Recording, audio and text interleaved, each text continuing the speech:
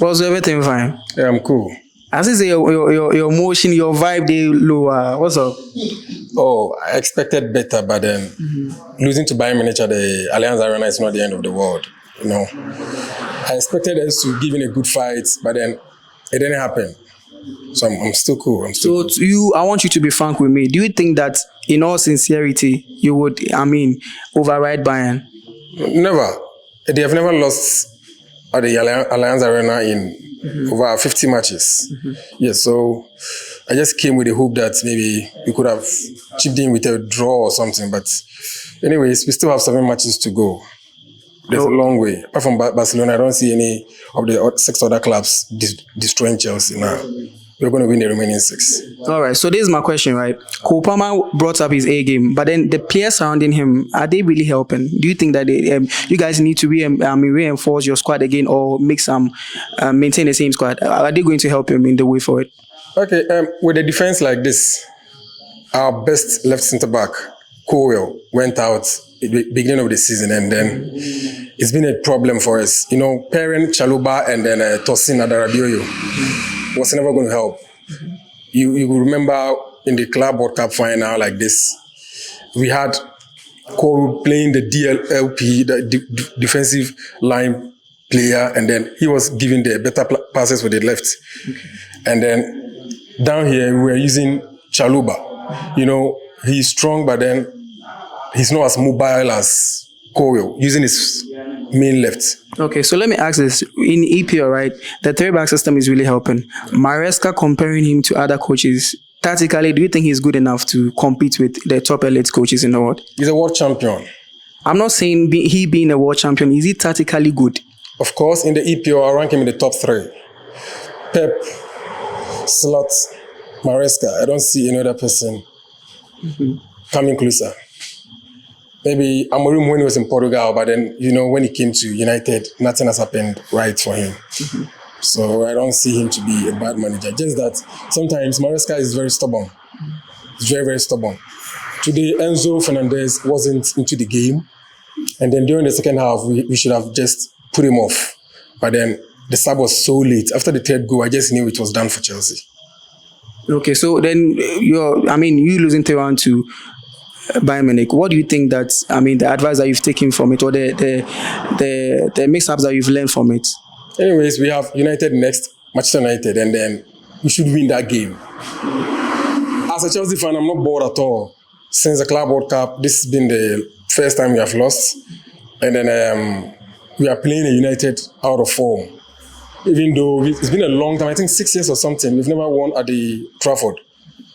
So going into this game with United out of form, and then with our form, although it's a pinky patch, we'll still be able to navigate it. They are losing here and there. They lost to a Division 4 club in England, you know. So we should be able to maneuver and then win in that match. It will boost our confidence back. The last match, we drew to Brentford with a very bad goal.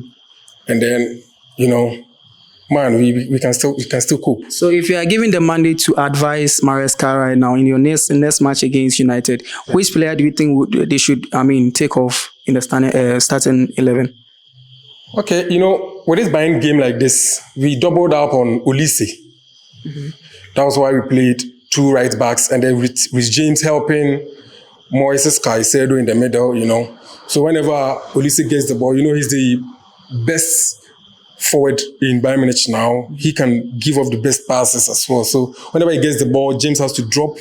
And then, you know, with this kind of setup, we ask Gusto to be overlapping. So whenever he overlaps, James will fall back. But then you don't have that kind of player at Manchester United.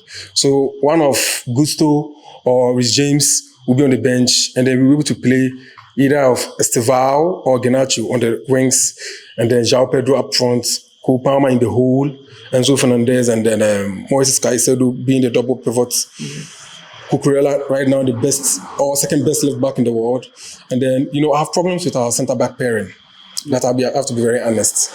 Cole's injury is going to worry Chelsea, to be honest. Cole's injury is really going to worry the club.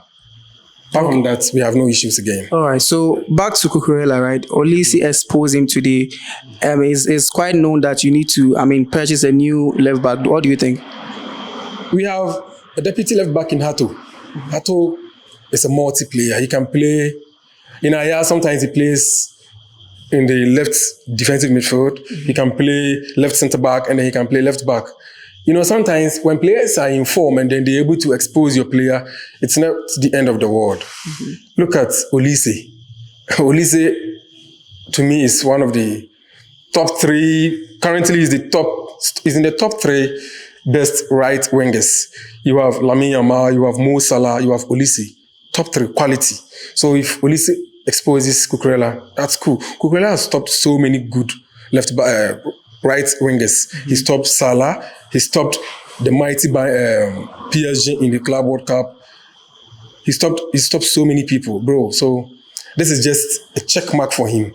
He will just go back and then work on it. If he had played at home, it would have been a different ball game. Let me not make your night more emotional. Your final words to Liverpool, Chelsea people. Well, Chelsea fans should be relaxed. Allianz Arena, losing at the Allianz Arena is so cool, you know. I think they have not lost in 50 matches plus, I think 54 or something. Its last date around 2013, years. So if we go lose at the Allianz Arena with not our best 11, we are cool. We expected something from the game. We didn't get it. We have so many Class D clubs to play. We have Pafos to play. We have, excuse me to use this word, Napoli. They are not so good to face us at the bridge. We are playing Barcelona. We have an advantage because we are playing at home. And then the remaining 6 clubs, bro, we have like 18 points maximum. Okay. So before your final words, right? Considering the referee's decision, I mean, free kick and all these mishaps that he had, what do you think about it? With the first goal like this, any football person will understand that it's never a red kick. Yes, it was a foul. He took it and then he interrupted. The kick hits him, so it should have been a dead ball. You don't just take the ball and lay off to the opposing team. It should be a dead ball for competition. He just laid it off. You know, Chelsea players, I have a problem with them as well. They didn't focus on the ball. They were focusing on the referee. So they just went to the other side and then they were still talking. He just laid it off to the right winger and then he crossed the ball. The own goal, I don't blame the player because it was right in front of the box. Is it that we the fans, right? We love to talk a lot because the referee knows what's best for us. A lot of rules has changed in the game. Is it that we love to talk from a fanatic point of view, or you think the referee still made a bad decision? Oh, normally we all know refs are always making mistakes. It's normal. I think for 5 matches in a row, some of the decisions have gone for Chelsea, some have gone against, especially our goal versus Fulham. Yes, it shouldn't have stood. But people thought it should have because he stepped on the foot. They said it's a referee's error. No problem. Today like this, it was a free kick, took the ball, and then he just laid it off to Bayern Munich. That's very wrong. Okay. Yes, so I think after review, he will know he was wrong or something. All right, Charlie, thank you. You're welcome.